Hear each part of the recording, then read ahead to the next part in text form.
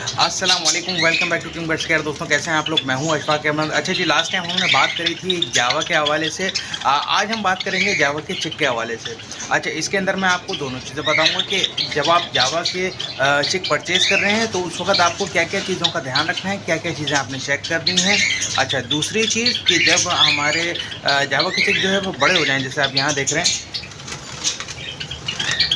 जैसे ये मटकियों से जब बाहर आ जाएं, बच्चे जब मटकियों से बाहर आ जाएं तो उस वक्त आपने क्या क्या एहतियात करनी है, क्या डाइट देनी है, इनको अलग कब करना है, सही ना, ईच एंड एवरीथिंग। और क्या वजह है जिसकी वजह से जो है वो बच्चे हम सही फीड नहीं ले पाते, सही ग्रोथ उनकी नहीं हो पाती। इस हवाले से जो है वो ये कंप्लीट वीडियो होने वाली है, इंफॉर्मेटिव वीडियो होने वाली है। स्किप नहीं कीजिएगा, चैनल को भी सब्सक्राइब कर लीजिएगा। बिना किसी देर के चलिए शुरू करते हैं आज की वीडियो। Let's go. अच्छा जी, सबसे पहले बात करते हैं इनके अलग करने की। तो देखें, बहुत से लोग जो है वो इसके ऊपर मिस्टेक करते हैं। जावा के बच्चे जैसे अभी ये मटकियों से बाहर आ गए हैं, मगर अभी ये छोटे हैं, अभी इनको आप अलग नहीं कर सकते। इनकी अलग करने की एज, जब जावा के बच्चों की एज 50 से 55 दिन हो जाती है, तब वो इस काबिल होते हैं कि वो खुद से प्रॉपर तरीके से खा सकें। वरना बाज़ टाइम वो खाना तो शुरू कर देते हैं, मगर प्रॉपर तरीके से नहीं खाते। मदर फीड उनको फिर भी चाहिए होती है। तो पहला तो ये पॉइंट हो गया। अच्छा, अब इसी से रिलेटेड है दूसरा पॉइंट कि जब आप, अक्सर लोग क्या करते हैं कि जब बच्चे बाहर आ गए तो वो कोशिश करते हैं कि जावा जो है वो दोबारा से जल्दी से ब्रीड पे आ जाए। तो वो उसमें जो है वो कोई ब्रीडिंग फार्मूला भी यूज़ कराना शुरू कर देते हैं और नेस्टिंग भी देना शुरू कर देते हैं। अब इसमें दो गलतियाँ होती हैं। जब आप ब्रीडिंग फार्मूला देते हैं, बाज़ टाइम जावा जो है वो बच्चों के ऊपर भी क्रॉसिंग की ट्राई करते हैं, जिसकी वजह से बच्चे जो है वो बीमार से हो जाते हैं। अच्छा, दूसरी चीज़ कि इस सिनेरियो के अंदर वो ब्रीडिंग मूड में आ जाते हैं। जब ब्रीडिंग मूड में आ जाते हैं तो वो बच्चों को उस तरीके से उनकी टेक केयर नहीं कर पाते और जल्दी बच्चों को जो है वो मारना शुरू कर देते हैं एक तरह से, क्योंकि वो दोबारा से नेस्ट बनाना शुरू कर देते हैं जब आप उनको नेस्टिंग देंगे तो।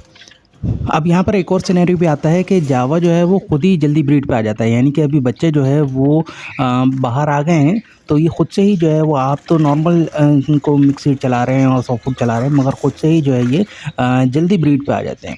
तो ऐसे सिनेरियो के अंदर आपने ध्यान रखना है कि आप बच्चों को अलग कब करें, पहली चीज़। दूसरी चीज़ कि आपने ये भी ध्यान रखना है कि टाइम ड्यूरेशन, कि कब जावा जो है वो एग लेइंग कर देगा। यानी कि पेयर जो है वो दोबारा से क्रॉसिंग की तरफ आ गया है, तो क्रॉसिंग के वो 4-5 दिन के अंदर या 1 हफ्ते के अंदर जो है वो एग लेइंग स्टार्ट कर ही देते हैं। अच्छा, इस सिनेरियो के अंदर आपने इनकी नेस्टिंग को भी चेंज करना होगा। जब आप बच्चे अंदर हैं और नेस्टिंग को चेंज कर रहे हैं, तो नेस्टिंग थोड़ी-सी जो है वो ज़्यादा रखें, पहली चीज़, क्योंकि बच्चे जो है वो अभी भी अंदर आना-जाना करते हैं, जिसकी वजह से नेस्टिंग ज़्यादा गंदी हो जाती है। तो आपने इस चीज़ का भी ध्यान रखना है कि टाइम ड्यूरेशन बहुत पहले से नहीं देनी नेस्टिंग। ऐसे पेयर्स को जो है वो आपने पॉइंट के ऊपर ही जो है ना, मतलब टाइम ड्यूरेशन को देखते हुए ही नेस्टिंग देनी है और उनकी मटकी को जो है या बॉक्स को साफ़ करना है, पहली चीज़। अच्छा, दूसरी चीज़ कि ऐसे सिनेरियो में आपने इनकी मिक्स सीड के अंदर बारीक कंगनी का इस्तेमाल थोड़ा बढ़ा देना है, ताकि जावा जो है, जो बच्चे हैं, जब ये मिक्स सीड उठाएँ तो आसानी से जो है वो दाने को उठाना शुरू कर दें। एक और इम्पॉर्टेंट पॉइंट ये है कि आपने इनकी जो मिक्स सीड के पॉट अगर आपने छोटे रखे हुए हैं एक पेयर के हवाले से, तो फिर आपने बड़े पॉट लगाने हैं जब बच्चे मटकियों से इस तरह बाहर आ जाएं, क्योंकि बच्चे जो है वो इसके पॉट के अंदर बैठ के खाने की कोशिश करते हैं, तो उनको जगह कम पड़ती है। बड़े पॉट के अंदर वो आसानी से दाना जो है वो उठाने की कोशिश कर सकते हैं। अच्छा, इसी तरह आपने जब बच्चे जो है वो बाहर आ जाएँ तो आपने पेयर को मल्टीविटामिन और कैल्शियम भी देना शुरू कर देना है। पानी के अंदर भी दे सकते हैं आप, वेडालिन सिरप और कैल्शियम भी दे सकते हैं, जो कि आपको काफ़ी इकोनॉमिकल पड़ेगा। अच्छा जी, ऐसी कंडीशन के अंदर बच्चे भी जो है वो आराम से डाइजेस्ट कर लेते हैं, क्योंकि वो काफ़ी बड़े हो गए हैं। छोटे बच्चे जब हों, बिल्कुल हैचिंग उनकी हुई हो, तो उस टाइम आप मल्टीविटामिन या कैल्शियम ना दें। बाज़ टाइम जो है वो उससे उनका पेट ख़राब हो सकता है। अच्छा, एक और कॉमन मसला जो कि अक्सर लोग जो कॉलोनी रखते हैं जावा की, उनके साथ आता है कि उनके पास जो है वो अक्सर लोगों के पास टाइम की कमी होती है, वो इतना डायग्नोज़ नहीं कर पाते, दाना पानी वगैरह तो देते रहते हैं, मगर बच्चों को जो है वो अलग नहीं कर पाते टाइम पे।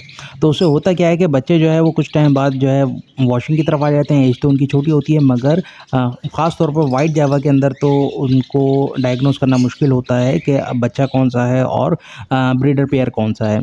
आसान इसका तरीका ये है, कॉलोनी के अंदर जो पेरेंट्स हैं, आप उनको रिंग पहना दें। जावा के जो रिंग आते हैं, वो आप उनको रिंग पहना दें, तो आप आसानी से डायग्नोज़ भी कर लेंगे कि कौन-सा पेयर किसके साथ है। जब आपको अलग करना हो या किसी पेयर का अगर मेल फीमेल मर जाती है, तो आप उसको किस तरह एक्सचेंज कर देते हैं, वो भी डायग्नोज़ कर लेंगे आप। और जब बच्चे का जो मसला आएगा, तो उसमें भी आप डायग्नोज़ कर लेंगे कि बच्चों को सेपरेट आप आसानी से कर सकें।